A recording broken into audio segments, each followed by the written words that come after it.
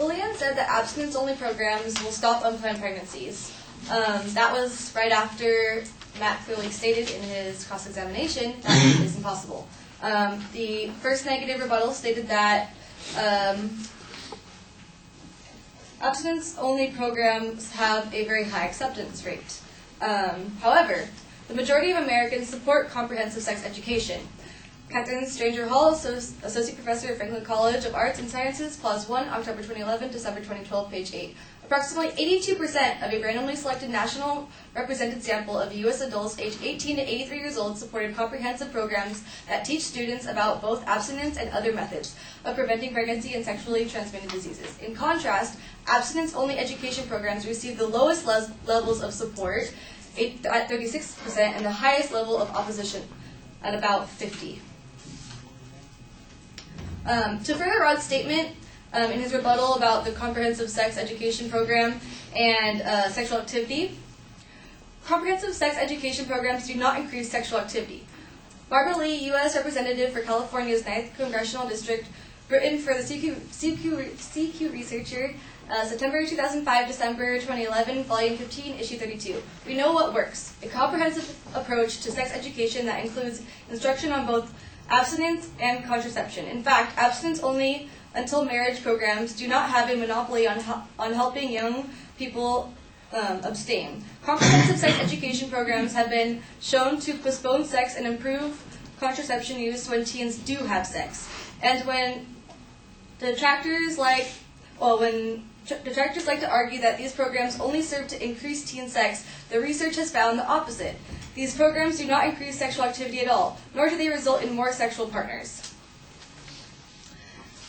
The Disadvantage advocates an abstinence-only sex ed program.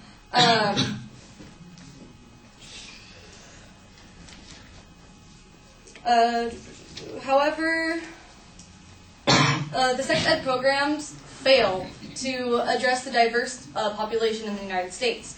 Amy Schwartz, Editor-in-Chief of the Journal of Public Law and Policy, Journal of Public Law, December 2012, page 130, abstinence-only education consistently advocates the position that marriage is the only appropriate setting for sex. However, this position is contrary to societal reality for teens and young adults in the United States. Approximately 56% of teens ages 15 to 17 and 85% of teens and young adults ages 18 to 24 have been involved in sexual activity. Nearly half of all school students and 80% of all college students have engaged in sexual intercourse. Furthermore, only 10% of men and 22% of women report their first sexual intercourse was with their spouse. Over 98 million adults are classified as single in the United States. Consequently, it is unreasonable to suggest marriage is the only context in which sex occurs in America. The federal definition of abstinence only tells America's youth that a mutually faithful monogamous married relationship is the only proper context for sexual activity.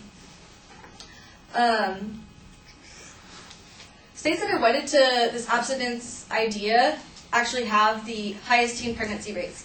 Matt states that these people that have higher sex rates, therefore, are the students that partake in using marijuana, and therefore are the worst students.